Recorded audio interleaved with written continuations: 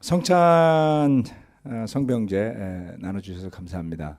참 아버지와의 그런 관계가 말씀을 통해서 또 복음으로 화해되어지고 좋은 관계로 이렇게 발전하는 참 큰 격려가 되는 것 같습니다. 우리가 아직 못 들은 우리 형제자매들의 많은 믿음의 이야기들이 있잖아요. 그래서 성찬 시간에 그런 것들을 나눠주시는 것들이 굉장히 큰 또 힘이 되는 것 같습니다. 작년에 저 페이지가 첫 페이지를 제가 잘못 썼고요. 그림이 이상해져가지고. 자, 오늘은 12번째 시간입니다. 믿음의 근본 그리스도. 사도행전 5장 말씀. 전반부는 지난주 주중 예배 때 했고요. 그 다음에 오늘은 이제 후반부에 대한 건데, 주중 예배 못 오신 분들 많죠. 뭐 지난주 뵈니까 못 오신 분들이 꽤 계시더라고요. 그래서 안 오셨던 분들은 유튜브를 통해서라도 강의 내용을 꼭 한번 들어주시기 바랍니다. 연속성이 좀 필요하기 때문에 들어주셨으면 하고요. 난 다음 주 우리 바이블톡 인도자 미팅이 있잖아요. 그래서 바이블톡 인도자 미팅하면서 제가 이 히브리서 설교할 때는 뭐 별로 그런 이야기가 없었는데 사도행전 설교를 하니까 뭐 이야기가 굉장히 풍성해요. 그래서 예상은 했습니다만은 각각의 필요가 다른 것 같습니다. 어떤 분들은 좀 어려운 내용은 주중에만 하고 주일날은 좀 편안한 내용을 듣고 싶다. 이런 분들도 있었습니다.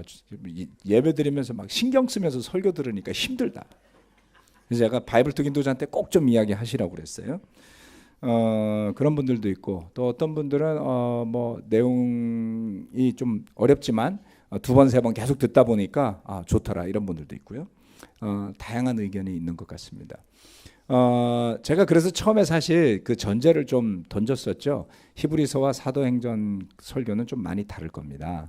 라고 했는데 그때는 쓱 넘어가시고 나중에 듣다 보니까 그럴 수 있습니다. 그래서 다음 주 제가 바이블 등자 미팅하면서 설교에 대한 전체적인 피드백을 다 듣도록 하겠습니다. 오늘 설교 마치고 나서 바라기는 바이블톡별로 사도행전 설교에 대한 피드백들을 많이 해주셔서 다음 주 바이블톡 인도자 미팅 때 치열하게 논의가 될 수 있도록, 그래서 교회 필요에 맞는 그러한 설교들로 또 준비될 수 있도록 부탁을 드리고 싶습니다. 자, 믿음의 근본 그리스도라는 제목인데요. 이 5장에 아주 중요한 말씀들이 나옵니다.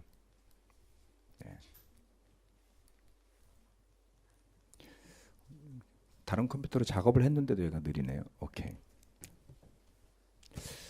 배경만 좀 이상하게 달라졌네. 요즘에 정말 PPT가 그렇게 마음에 안 들죠, 제가. 그 컴퓨터 문제가 아니었네요, 보니까. 네. 제가 이거 지금 PPT 작업은 다른 컴퓨터로 작업을 한 거거든요. 그래도 여러 번 눌러야 되는 시스템실과 같이 협의해서 솔루션을 찾겠습니다. 사도행전 설교를 시작하면서 또 하나 제가 말씀드린 게 있습니다. 그것은 뭐냐면 교회의 모습을 배울 수 있는 좋은 기회다라고 말씀드렸었죠. 믿음을 가지고 살다 보면 자연스럽게 저의 모습입니다만 제 생각대로 치우치게 되더라고요. 그래서 말씀 중심으로 또 예수님 중심으로 자꾸 돌아오지 않으면 그냥 자연스럽게 살아가면 교회에 대한 내 생각도 견해나 가치나 이런 것들도 아무래도 자기중심적으로 되기가 쉬운 것 같습니다.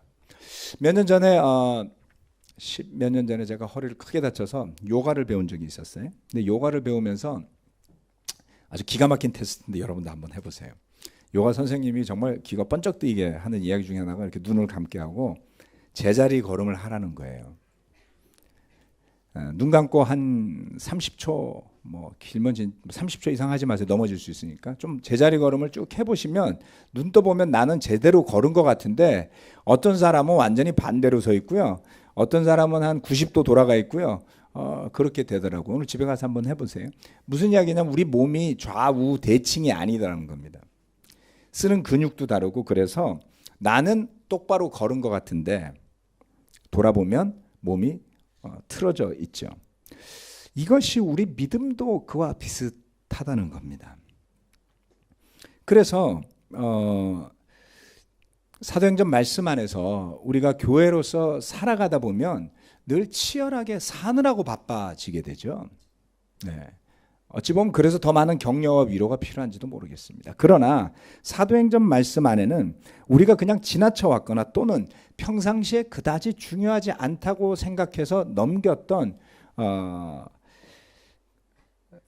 중요한 교리적인 포인트들이 곳곳에 있습니다. 오늘 말씀도 사실은 그 중에 하나라서 여러분 조금 마음에 준비를 하시고, 포인트가 안 나옵니다. 그래서 포인트 기다리지 마시고 쭉 한번 설교를 들어보시면 감사하겠습니다. 자, 앞에 있는 말씀은 이런 말씀입니다. 믿는 사람들이 더욱 늘어나면서 주님께로 나아오니 남녀 신도들이 큰 무리를 이루게 되었다. 심지어는 병든 사람들을 거리로 메고 나가서 침상이나 깔자리에 눕혀놓고 베드로가 지나갈 때 그림자라도 그들 가운데 누구에게 덮이기를 바랐다. 또 예루살렘 근방의 여러 동네에 사는 많은 사람들이 병든 사람들과 악한 귀신에게 시달리는 사람들을 데리고 모여들었는데 그들은 모두 고침을 받았다. 아멘. 이 말씀은 아주 중요하게 놀라운 일들이 그 가운데 많이 일어난 것을 이야기하고 있습니다. 사실 굉장히 대단한 일이죠.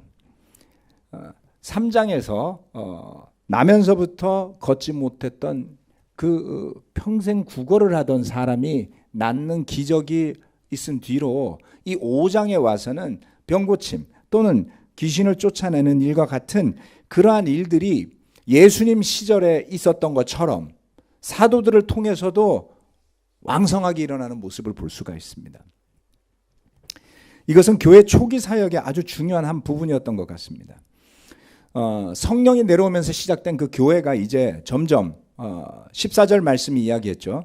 믿는 사람들이 더욱 늘어나면서 남녀 신도들이 큰 무리를 이루게 되었다. 숫자를 더 이상 세지 않으면서 굉장히 큰 무리가 이제는 모인 교회로 성장했음을 이야기하고 있습니다. 참으로 놀라운 하나님의 능력을 드러내는 그러한 기적들이다, 이렇게 볼 수 있죠.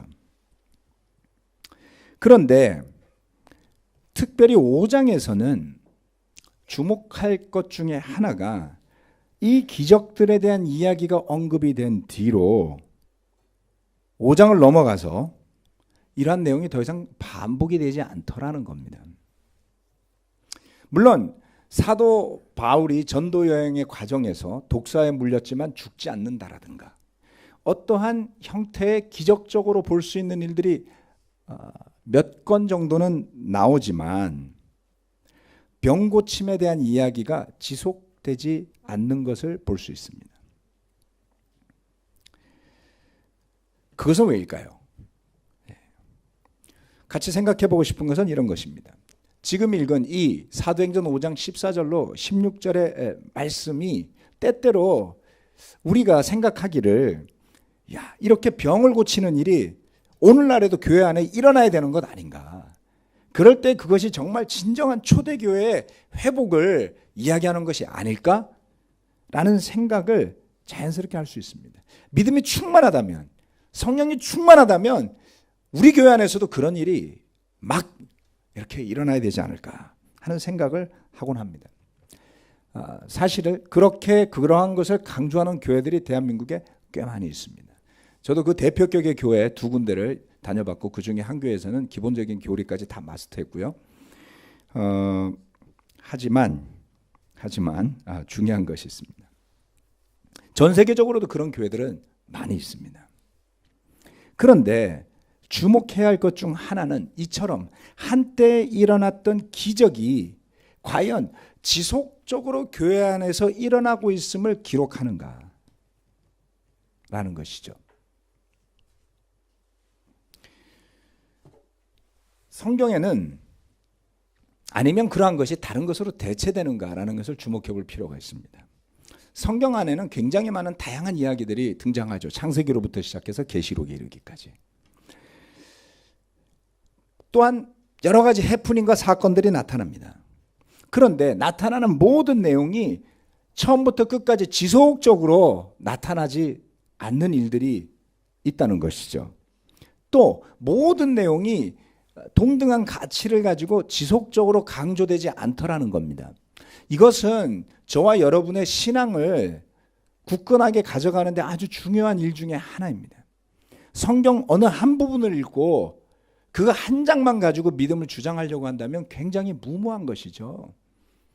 성경은 신구약을 합치면 수천 페이지에 달하는 글들이 적혀 있습니다. 성경 66권 안에는 정말 다양한 사람들이 다양한 성령의 감동으로 기록한 말씀들이 기록되어 있습니다. 그래서 한번 읽기도 사실은 어려워요. 그죠? 그런데 한번 읽고 또는 한 장을 가지고 성경 말씀 전체를 보려고 하면 실수할 수밖에 없게 되겠죠. 이것은 무엇을 이야기하냐면 모든 내용을 교리화시킬 수 없다라는 것을 의미합니다. 모든 내용을 우리가 반드시 지켜야 할 규범, 규칙으로 정할 수 없다는 것이죠. 그렇다면 어떤 내용을 우리가 중요한 교리로 여겨야 하고 어떤 내용을 지속적으로 우리가 오늘날에도 지켜야 하는 규칙으로 볼 것인가, 이런 것을 위해서 많은 신학자들이 고민을 많이 하고 여러분들도 아마 고민하는 내용이리라 생각합니다. 예컨대 아브라함의 제사를 한번 생각해 보도록 합시다. 기적과 사도행전이라고 제가 적었습니다. 자, 기적과 사도행전. 잠시만요. 네. 자, 요거를 먼저 설명드려야 되겠네요. 자, 성경 안에 목적 없는 기적은 없더라는 겁니다. 기적이 그냥 아무 생각 없이 일어날까요? 그렇지 않습니다. 예. 기적이라는 것은 일반적인 흐름, 자연적인 흐름에 반하는 내용일 때가 많거든요. 그러한 일이 일어날 땐 반드시 하나님의 개입이 있죠. 그런 하나님께서 개입하실 만한 때라면 아주 중요한 것입니다. 예수님이 말씀하시지 않나요? 구약에 많은 나병 환자가 있었지만 나은 사람은 나만 한 사람이라 그랬어요. 그렇지 않습니까? 그럴 정도로 기적은 사실 흔한 일이 아닙니다. 그리고 거기에는 분명한 이유와 목적이 있더라. 그렇다면 사도행전 5장 이후에는 어떤 기적이 일어나는지를 우리가 주목해서 봐야 되지 않을까요? 과연 예수님 사역의 중심을 기적으로 봐야 할까요? 또는 초대교회 사역의 중심을 이처럼 병을 고치거나 귀신을 쫓아내는 그것으로 봐야 할까요?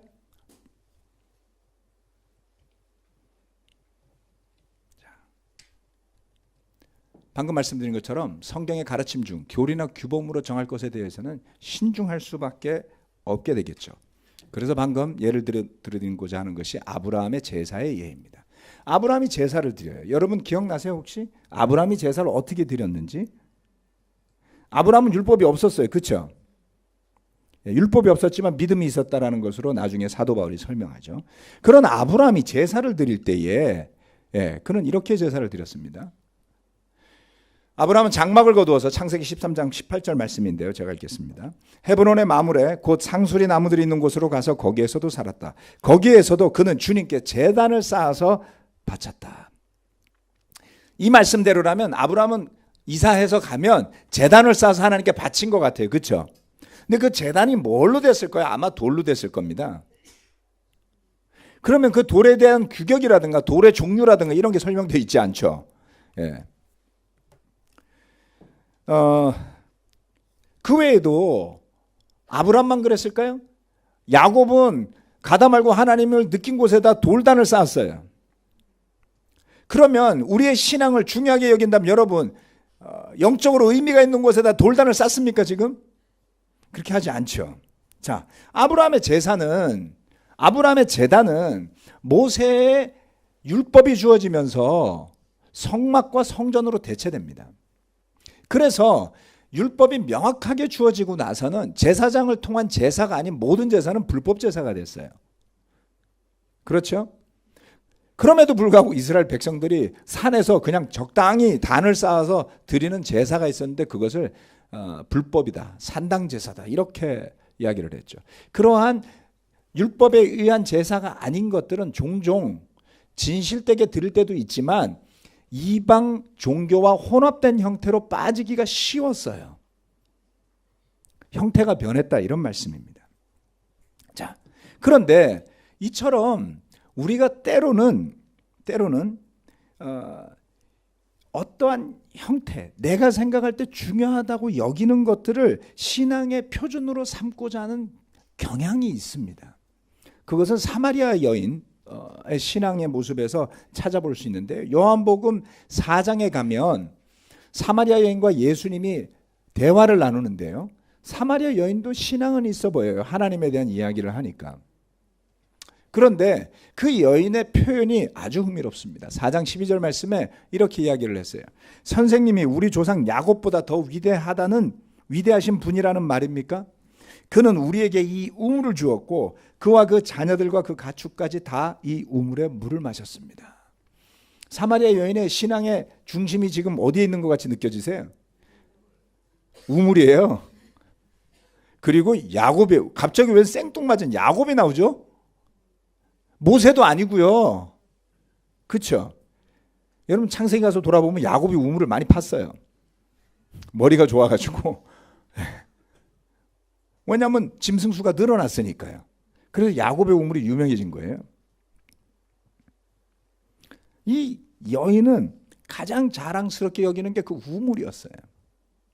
이 우물이 어떤 우물인지 아세요? 우리는 그 야곱의 우물에서 지금도 물을 먹는다니까요. 이렇게 이야기하죠. 말씀드렸다시피 5장에서 언급된 수많은 병고침에 대한 이야기가 6장을 넘어서면서부터 더 이상 언급되지 않더라. 기적이 불가능한 것은 아니지만 그 빈도가 급감하더라는 것이죠. 더 나아가서는 사도들의 서신서에 이르러서는 그와 같은 기적에 대한 강조가 거의 없습니다. 이것은 무엇을 이야기하는 걸까요? 즉 기적적인 병고침이라는 것은 현상으로 보자면 복음이 전파가 되고 교회가 세워지던 그 초기에 집중되어지지, 교회 안에서 지속적으로 일어나며 강조되던, 그래서 오늘날까지도 그것을 지속적으로 우리가 따르고 강조하고 해야만 할 그러한 일이 아닐 가능성이 높습니다. 이런 것을 두고 규칙으로 또는 우리가 지속적으로 가르치고 강조해야 될 내용들과 그렇지 않은 것을 구분하기 위해서는 조금 더 모든 형제자매들이 성경 말씀을 지속적으로 면밀하게 읽어나가야 됩니다. 왜 때로는 교회들이 말씀에서부터 벗어나게 될까요? 거기에는 여러 가지 이유가 있지만, 첫 번째, 목회자가 의도를 가지고 벗어나면 잘 벗어날 수 있어요. 그런데 목회자가 벗어나고 싶어도 못 벗어나는 길이 있습니다. 멤버들이 열심히 성경 보는 거예요. 그러면 말도 안 되는 소리 하면 따질 수 있잖아요. 그렇지 않습니까? 예. 교회가 말씀에 굳건하게 서는 것은 목회자 한 사람만이 그것을 지켜서는 지켜질 수가 없어요. 자, 그래서 과연 그렇다면 말씀, 특히 신약 성경의 복음서로부터 시작해서 서신서, 계시록의 마지막에 이르기까지 지속적으로 강조되는 내용은 과연 뭘까라는 것입니다. 네, 육신의 고침과 영의 고침. 자, 사도 바울은 육신의 일보다 속 사람의 일을 더 중요하게 여겨야 한다라고 강조하고 있습니다. 자, 그것을 저는 육신의 고침, 영의 고침 이렇게 보는 거예요. 왜 병고침에 대한 이야기가 뒤로 갈수록 줄을까요? 이유가 있습니다. 고린도후서 3장 6절 말씀입니다. 자, 이것은 같이 한번 읽어보도록 하겠습니다. 고린도후서 3장 6절 말씀 시작. 하나님께서 우리에게 새 언약의 일꾼이 되는 자격을 주셨습니다. 이 새 언약은 문자로 된 것이 아니라 영으로 된 것입니다.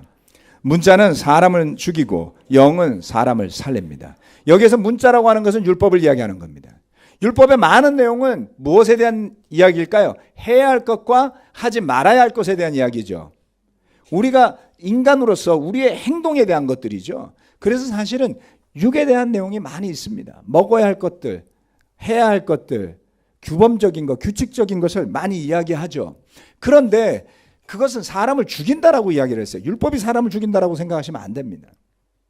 뭐냐면 육에 대한 것들은 결국 우리를 죽음에 이르게 한다는 뜻입니다. 그러나 영은 사람을 살립니다. 라는 것이죠. 살리는 것은 영이라는 것입니다.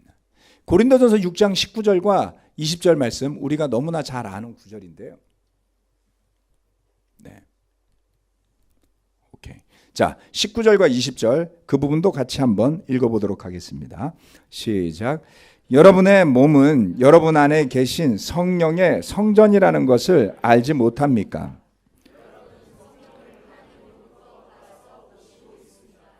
여러분은 여러분 자신의 것이 아닙니다. 여러분은 하나님께서 값을 치르고 사들인 사람입니다. 그러므로 여러분의 몸으로 하나님을 영화롭게 하십시오. 아멘. 우리가 많이 읽고 공부하는 고린도전서 6장 19절 20절 말씀이에요. 자, 우리 몸은 결국 우리 몸으로 뭘 하라고 이야기하고 있죠? 하나님을 영화롭게 하여야 한다. 우리의 삶, 우리의 육신, 우리의 이 땅에서의 삶은 잘 먹고 잘 살고 건강하고 내가 원하는 대로 사는 데 있는 것이 아니라 그것을 통해 하나님을 영화롭게 하기 위해 존재하는 것이다. 육신은 영을 위해 존재하는 것이죠. 그래서 고린도전서 10장 31절 말씀은 이렇게 이야기합니다. 그러므로 여러분은 먹든지 마시든지 무슨 일을 하든지 모든 것을 하나님의 영광을 위하여 하십시오. 여러분, 병고침이 물론 그 고침을 받는 대상자들에게 엄청난 은혜와 혜택을 베푸는 것이 맞습니다. 그러나 그것이 궁극적인 목적이 아니에요. 그것을 통해 하나님께 영광을 드러내는 것이죠. 돌려드리는 것이죠. 영화롭게 하는 것이죠. 그것이 목적입니다. 교회가 확립되어져 가는 과정 속에서 하나님의 성령의 인도하심을 따라서 복음을 펼쳐가시는 과정이 기록된 것이 이 사도행전이에요. 그리고 이 사도행전 안에는 설교의 형태 또는 대화의 형태로 기록된 초대교회의 가르침의 핵심들이 들어있습니다. 이렇게 초대교회를 통해서 확립된 그 가르침, 그것은 복음의 근간을 형성하는 내용들인데요. 그 내용이 사도행전 안에서 지속적으로 반복되고 이어지고 서신서로 넘어갑니다. 그 내용이 무엇일까요? 그것을 봐야 한다는 것이죠. 서신서는 이미 세워진 교회들 또는 앞으로 세워져 갈 교회들 안에서 전해져야 될 그리스도인의 생활 방식 또는 가치관, 신앙관 이런 내용이 줄을 이루는 것을 볼 수 있습니다. 우리가 주의해야 될 내용은 이것입니다. 성경 말씀은 우리의 호기심을 위해서 기록되지 않았습니다. 하나님의 능력을 나타내고 하나님을 영화롭게 할 복음의 능력을 드러내기 위해서 기록된 것입니다. 따라서 신앙의 중심이 우리 자신이 되지 않도록 주의해야 됩니다. 우리 시선의 중심이 내 자신이 아니라 또는 서로가 아니라 하나님을 향할 수 있어야지 됩니다. 그때 비로소 내가 뭘 틀렸는지 볼 수 있어요. 그것을 깨달을 때에 거기서 벗어나고자 하는 것이지 오로지 내 안에 매몰되어져서 나를 위한 신앙을 갈구한다면 어떻게 거기에서 영적인 답이 나올 수 있겠습니까?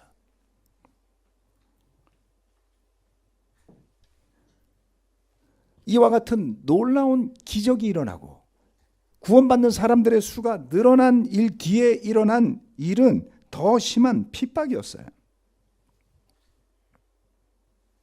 네, 더 심한 핍박이었습니다. 살펴봅시다. 그런데 그 핍박의 이유는 가르침 때문이었습니다. 자, 5장 27절 28절 말씀입니다. 그들이 사도들을 데려다가 공의회 앞에 세우니 대제사장이 신문하였다. 우리가 그대들에게 그 이름으로 가르치지 말라고 엄중히 명령하였어. 그런데도 그대들은 그대들의 가르침을 온 예루살렘에 퍼뜨렸어. 그대들은 그 사람의 피에 대한 책임을 우리에게 씌우려 하고 있어. 대제사장과 사두개인들이 사도들을 다시 붙잡아서 투옥시켰습니다. 4장에서 핍박에 대한 이야기를 할 때 말씀드렸죠. 네. 그거 안 보신 분들은 한번 가서 다시 보시기 바랍니다. 그런데 이 대제사장과 제사장들, 지도계층들이 열받아 하고 위협적으로 느끼는 건 기적이 아니었어요. 병고침이 아니었습니다. 그들이 무엇에 대해서 어게인스트 하죠? 가르침이었어요. 그 가르침이 그들에게 위협적이었던 겁니다. 그것은 복음이었습니다.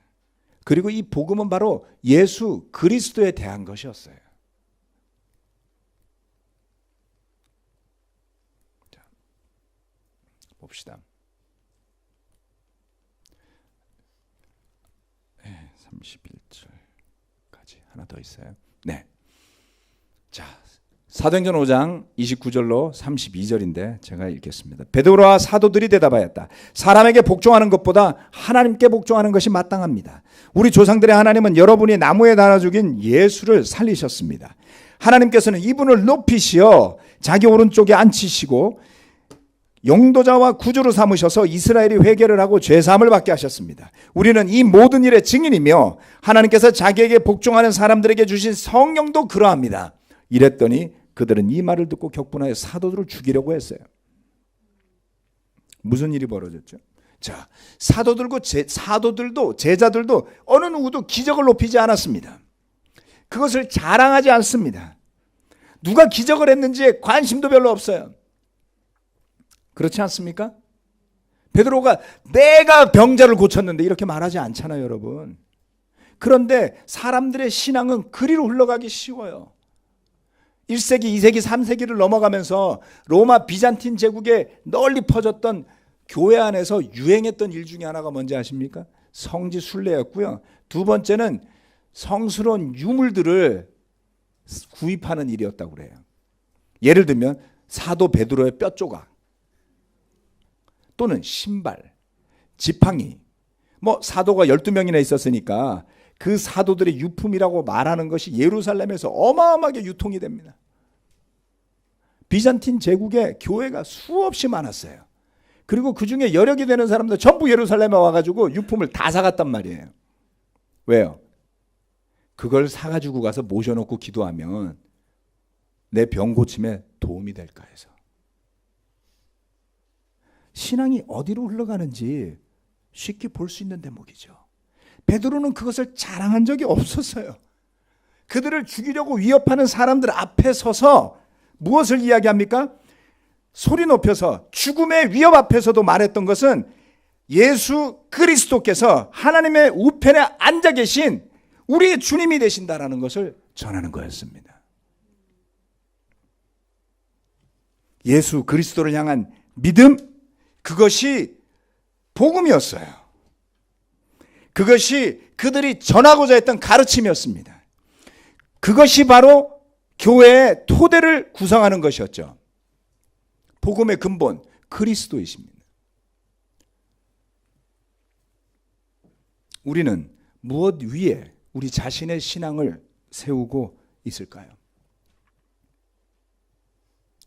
다음, 저와 여러분은 무엇 위에 우리의 가정을 세우고 있는 걸까요? 많은 부모들이 저를 포함해서 고민하죠. 어떻게 하면 자녀들에게 더 좋은 것을 물려줄 수 있을까? 그래서 공부하라고 닥달하는 거 아닙니까? 저는 요즘에 새로운 것을 깨닫고 있습니다. 공부하라고 닥달하는 것보다 우리 아들이 집에 와서 편안한 마음으로 밥 먹고 잘 쉬고 그리고 언제든지 집에 오고 싶어 했으면 좋겠어요. 물론 처음부터 그런 생각했던 거 아닙니다. 공부하라고 닥달해서 뭐 하시게요?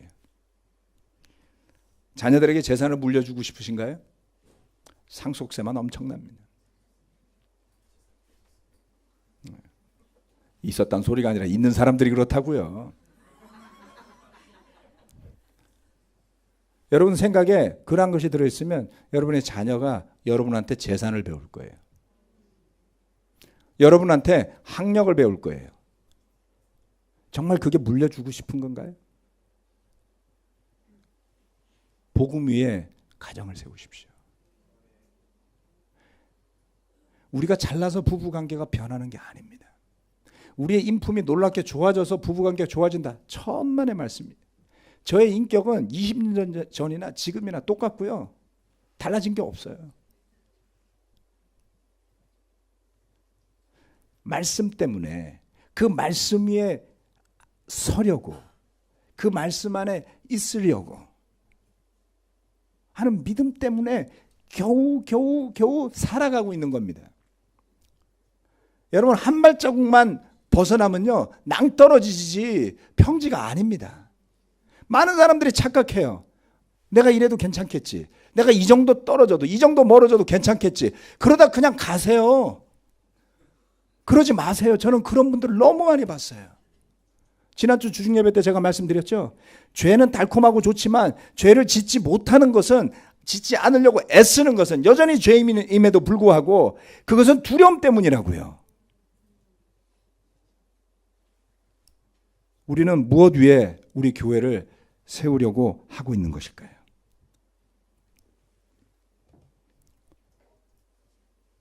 목회자의 생각일까요? 아니면 맥그룹의 생각일까요? 바이블 투기인들의 가치관일까요? 그렇게 되어서는 안 됩니다. 마지막으로 나누고 싶은 것은 고린도전서 3장 11절부터 13절까지의 말씀입니다. 이것은 다 같이 한번 읽었으면 좋겠습니다. 고린도전서 3장 11절로 13절 말씀입니다. 시작. 아무도 이미 놓은 기초이신 예수 그리스도밖에 또 다른 기초를 놓을 수 없습니다. 누가 이 기초 위에 금이나 은이나 보석이나 나무나 풀이나 짚으로 집을 지으면 그에 따라 각 사람의 업적이 드러날 것입니다. 그 날이 그것을 환히 보여줄 것입니다. 그것은 불에 드러날 것이기 때문입니다. 불이 각 사람의 업적이 어떤 것인가를 검증하여 줄 것입니다. 오해하지 마십시오. 전능하신 하나님은 오늘날도 뜻하시고 계획하신다면 언제든 어떤 종류의 기적이든 행하실 수 있습니다. 저는 그것을 부정하자는 것이 결코 아닙니다. 그 의미를 축소하자는 것도 아닙니다. 오히려 아프고 병든 사람을 만날 때 저는 언제든 주님의 전능하신 손이 치유의 기적을 베풀어 주시기를 기도합니다. 다만 그 기적적인 치유가 우리 신앙의 중심이 될 수 없다는 것을 기억하자는 것입니다. 병고침의 기적들은 그들이 그것을 간절히 원해서 주어졌다라기보다는 하나님의 뜻하심과 계획하신 가운데 베풀어진 은혜와 같은 것이었어요. 사도들이 강조하고 의지를 가지고 전했던 것은 병고침, 귀신을 쫓아내는 그러한 사람들이 보아서 깜짝 놀랄 만한 그러한 내용이 절대 아닙니다. 3장에서도 2장에서도 4장에서도 5장에서도 6장, 7장, 8장, 9장 매 장마다 교회가 퍼져나가면서 이방인들에게도 똑같이 전파되었던 것은 바로 복음의 근본이신 그리스도였어요. 그 복음이 우리의 영을 살릴 겁니다. 그 복음이 우리의 죽어있는 영의 생명을 불어넣는 하나님의 능력입니다. 세상은 어둡습니다. 그 복음이 영적으로 죽어있는 세상 가운데 살아가는 저와 여러분의 희망이요 빛임을 기억하시기 바랍니다. 말씀 마치겠습니다.